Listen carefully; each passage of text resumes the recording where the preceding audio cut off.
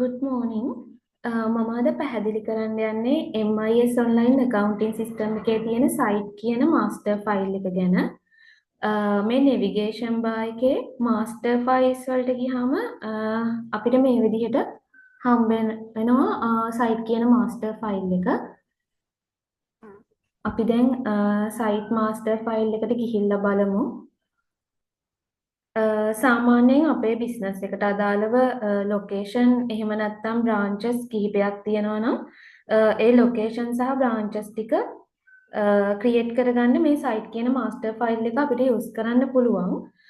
ඒ වගේම මේ සිස්ටම් එකේ ට්‍රාන්සැක්ෂන්ස් එන්ටර් කරද්දී අපිට සයිට් කියන මාස්ටර් එක සිලෙක්ට් කරන්න හම්බ වෙනවා. ඒ වගේම මේ සයිට් එකට අදාළව branch wise profit and loss report එක location wise stock report එක location wise sales report එක location wise customer balance report ටික එතකොට location wise purchasing report ටික වගේම location wise supply balance report ටික වගේ reports ගොඩක් අපිට මේ site master එක use කරලා බලා ගන්න පුළුවන්. දැන් අපි මෙතනදී ඉස්සලාම් බලමු සයිට් එකක් අලුතින් ක්‍රියේට් කරගන්නේ කොහොමද කියලා.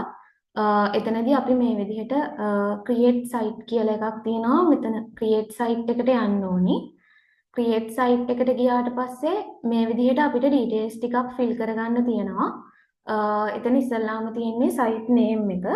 එතකොට අපේ අදාළ ලොකේෂන් එකට අදාළ නේම් එක අපි මේ විදිහට එන්ටර් කරගන්න ඕනි. ඊට පස්සේ මෙතන සබ් සයිට් තියෙනවා. අපේ ඒ ලොකේෂන් එකට අදාළව සබ් සයිට් එකක් තියෙනවා නම් අපිට පුළුවන් ඒ සබ් සයිට් එක මෙතනින් සිලෙක්ට් කරගන්න. ඒ වගේම ඊට පස්සේ තියෙන්නේ ටෙලිෆෝන් නම්බර් එක දාගන්න අදාළ ලොකේෂන් එකේ. ඊට පස්සේ අපිට පුළුවන් අපි ක්‍රියේට් කරන සයිට් එකේ ඇඩ්‍රස් එක මේ විදිහට දාගන්න. මෙතන අපිට මොකක් හරි වැරදීමක් වෙලා තියෙනවා නම් අපිට පුළුවන් අපි දාගත්ත ටික රීසෙට් කරන්න. රීසෙට් කරාට පස්සේ අපිට ආයෙත් පුළුවන් මෙතන හරියට ඩීටේල්ස් ටික එන්ටර් කරගන්න.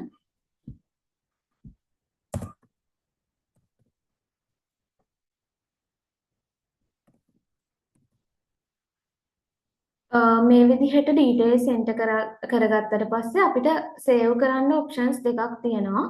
එකක් save and new එක අනිත් එක save and close එක. අපි මේක save කරනවත් එක්කම තව සයිට් එකක් ක්‍රියේට් කරගන්න අවශ්‍යයි නම් අපිට පුළුවන් මේ save and new එක දීලා අපි කලින් සයිට් එක save කරලා තව සයිට් එකක් මෙතනින් ඒත් එක්කම ක්‍රියේට් කරගන්න.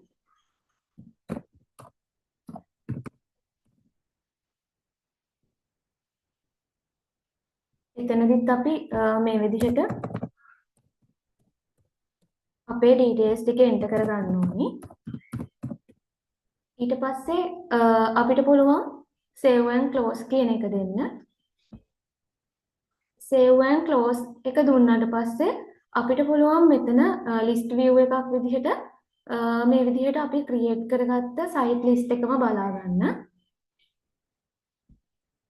දැන් අපි ක්‍රියේට් කරගත්ත සයිට් එකට ගිහින් බලමු මේ හෑන්ඩ් මාක් එක ක්ලික් කරලා. මෙතන අපිට මේ දාපු ඩීටේල්ස් වල මොනවා හරි චේන්ජ් එකක් කරගන්න අවශ්‍ය වෙන්න පුළුවන්. එතකොට අපිට පුළුවන් මේ විදිහට අපිට අවශ්‍ය චේන්ජ් එක කරලා අප්ඩේට් කියන එක දෙන්න.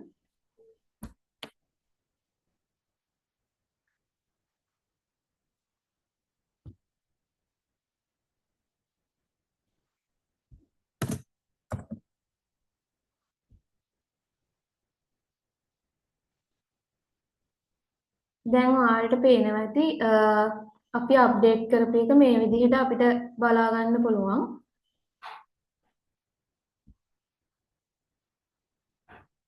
ඒ වගේම inactive කියලා ඔප්ෂන් එකක් තියෙනවා.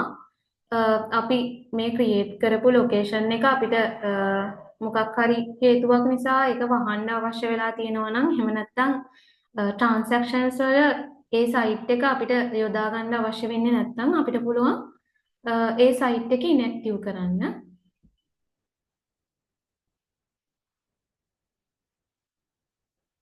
අපි දැන් අදාළ සයිට් එක ඉන්ඇක්ටිව් කරලා තියෙන්නේ. මෙතනදී මේ show all කියන එකට ගිහිල්ලා අපිට පුළුවන් අපි ඉන්ඇක්ටිව් කරපු සයිට් එක මේ විදිහට අවශ්‍ය නම් බලා ගන්න.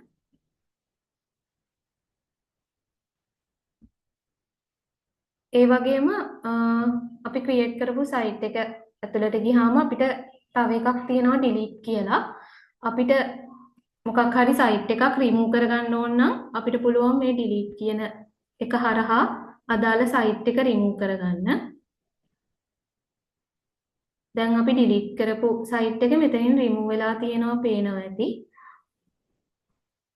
මේ විදිහට තමයි අපි master files වල තියෙන site master file එක use කරන්නේ. Thank you.